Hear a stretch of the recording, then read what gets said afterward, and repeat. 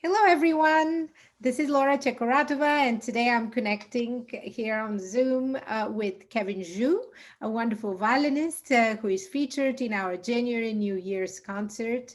Kevin will be performing with Rohan de Silva in a specially recorded performance, which will be streamed on the Violin channel on January 19th at 7 o'clock, as well as on YouTube on the page of the Salon de Virtuosi. Kevin, how are you doing today? Good, good. Thank you. And thank you for having me on this series. It's so wonderful to have people around to make music still in this crazy world. So thank you for that. Yes, we're thrilled, and the space was really delightful. I'm personally happy I got to visit Rare Violins of New York. As a pianist, I don't get to see such special places. One of the things that I wanted to ask you about is your violin for the concert, which I understand comes to you from Rare Violins of New York. Can you tell us a little bit about it? Yeah, sure. So I am very lucky and honored to be able to play on a Stradivari violin. Stradivari being one of the sort of the metaphorical pinnacle of violin making. He was alive from the late 1600s to the early 1700s, and that was considered basically the golden period for violin makers. So I'm very lucky to be playing on one of his violins, and it's on loan to me from Rare Violins in Consortium and also a foundation in DC.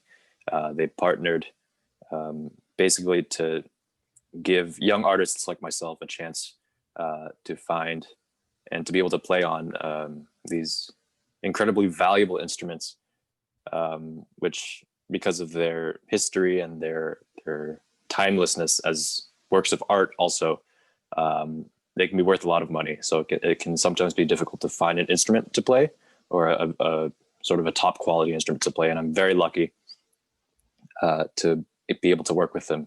So absolutely, I'm sure you deserve it as well. So it's not just luck. They really select special artists to give these violins to. And Nathan Meltzer is another one of our winners who plays on a violin from there, and this is the Tottenberg violin. Does your violin have a story? Did anybody super famous play on it, or someone our audience would recognize? As far as I'm aware, I don't think so. It doesn't have quite the crazy story of Nathan's violin. He's a good friend of mine. So so you're the first. You know, his violin was stolen by that. Violin. His violin was stolen by one of the students of this great former violinist named Tottenberg, and it was discovered by the FBI 30 years later. Unfortunately, mine doesn't have quite the same story. As far as I know, it was owned by some rich British banker in the late 19th century. So I guess that's all I know. Play it? Did he play it for fun, or I'm not sure. I'm not sure. Because I understand the instruments need to be played, and that's one of the reasons that they don't belong in the museum. And even if they are works of art, as you say, the more you play them, the better they sound, right? That's what's special about these violins. Absolutely, yeah. I agree with you very much. There are definitely a lot of instruments that, because of their, let's say, a cultural provenance and significance to, let's say, like a government entity or country or something, or because they've been preserved so well through the 300 years, there are some instruments that deserve to be in museums. But then I think there are also a lot of instruments that are in museums that are just kind of sitting there and waiting for someone to play them because they've been played in the past by people. So yeah. Oh well. So it's it's still great for us to have a chance to hear it, even in recording. Now, my next question is about the Paganini competition. How old were you when you won the Paganini competition? Because you're not very old now. You're not even 20, right? You're only 19 now. I turned 20 in when was it? November. Oh gosh, yeah. I should change my biography. Actually, that's one of the things I've forgotten to do. It's in my biography. It still says I'm 19, but I'm 20 now. Oh, great! Congratulations. I was 17 years old when I won the Paganini competition, and I was in. It was sort of crazy time because I was in my last year of high school too.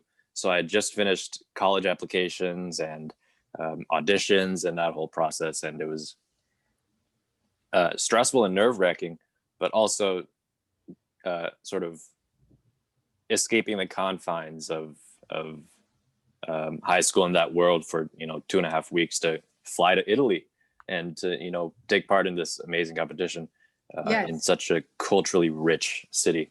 Yeah, it's in It was Genoa, really right? incredible. Yes. Yes. And Genoa was where Paganini was born, and they have a long history of celebrating him and his legacy. Yeah. Well, for those of us who may not be so familiar with the competition, do you play only Paganini for the competition, or do they ask you to do all kinds of, because Paganini was a famous virtuoso, probably the first virtuoso in the 19th century, and he established the whole tradition of virtuosic violin playing. So winning this is certainly a stamp of approval on your virtuosity. I personally love him. I love his music. But I see for us, you're playing a very diverse program. You're playing Brahms, you're playing Beethoven, you're playing Paganini. So was this competition asking you for specifically to do mostly Paganini, or was it more diverse? They asked for a lot of Paganini, much more than most other competitions, but it also wasn't limited to only Paganini. So for example, in the final round, you're asked to play 2 concertos, one of them being the Paganini first concerto, and then also another romantic concerto. They had 4 options you could pick. I think it was Beethoven, Sibelius, Brahms, and Tchaikovsky. So I ended up picking the Brahms concerto, and there's a video of that online somewhere on YouTube.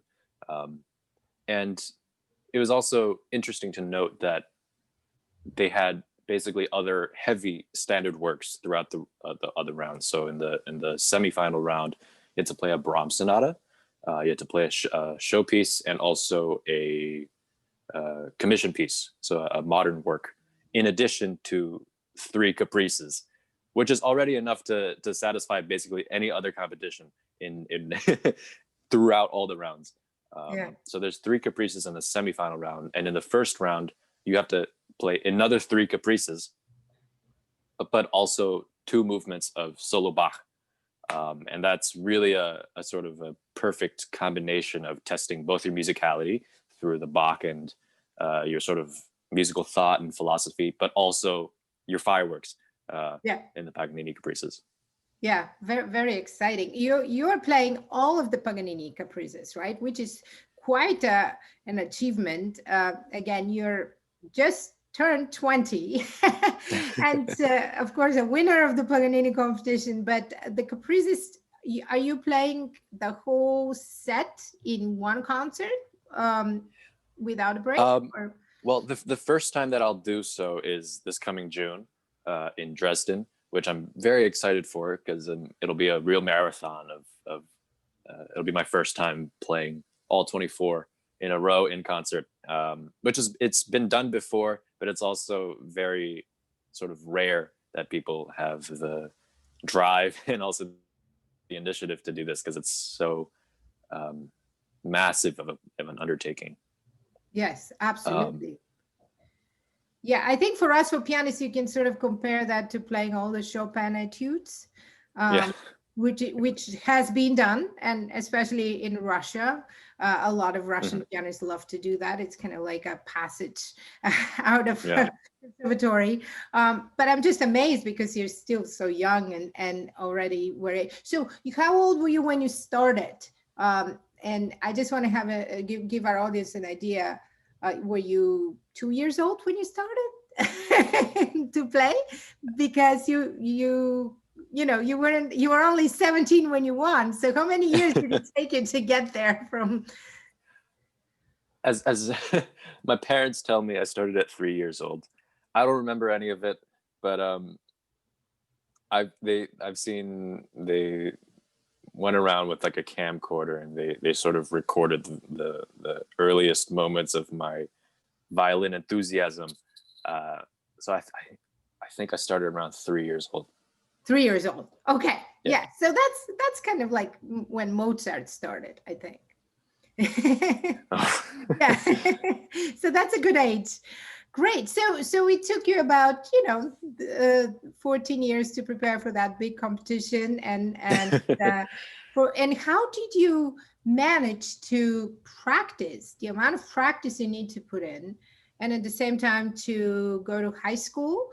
Because I mean, I always ask these young artists, because I went to a special high school for musicians where we had special days when we didn't have school at all, like Mondays and Thursdays. We could just practice. And also, those of us who wanted to, we didn't have to go to school on the other days either. So we could practice and we could just go to school to take exams. So something like homeschooling. Um, did you do any of this, or were you able to somehow get so disciplined as to go to high school and practice a number of hours to get so good? Well, I certainly wish I didn't have to go to school on Monday and Thursdays. That sounds like a pretty good deal. Yeah. I was lucky for the last 3 years of high school. I went to a performing arts high school in New York City, on 48th Street, and basically it allowed for a shorter class day. So instead of starting at 8 in the morning and finishing at like 3 or 3:30, it started at 8 in the morning and finished at around 1 or 1:30. So I was lucky that the day was condensed, and then in the afternoons I would go to Juilliard, where I went to the pre-college then to practice. So it allowed me sort of a greater freedom and flexibility in my scheduling than I think most high school students. Yeah. And it's great. They do have these high schools here in New York. There is a special music school also has a high school, and that I know the Yes. one on 48th Street. And I think it's important because you build up so much of your skills when you are young, especially in those high school years. They're very precious. So I'm glad you had the opportunity to practice in those years. And nowadays, we all have a lot of time to practice. Anything else you're doing during the pandemic other than practicing your lovely instrument? Well, I've been doing a good amount of practicing, and I guess I've been starting to read a little bit outside of what my schoolwork requires of me. Which, it's good to sort of explore how words function in different languages and different cultures and different writers, and how through history the meaning of these words changes, and how that changes how you sort of see the world and think about it. That's one thing I've been doing for the past couple of months. And before that, around June or July or so, I took up a little bit of like how to record myself, and try to do it in a way that was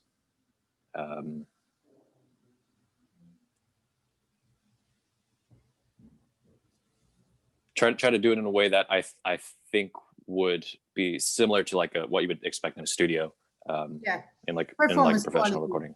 Yeah, so I tried to mess around with the technology a little bit. I invested in a good pair of microphones and camera, and I did this series of the Bartok Solo Sonata, and I recorded in my living room, and I'm generally pretty proud of what I did there. I think I hope it sounds good, but just sort of learning that process was also really interesting over the several months break we had.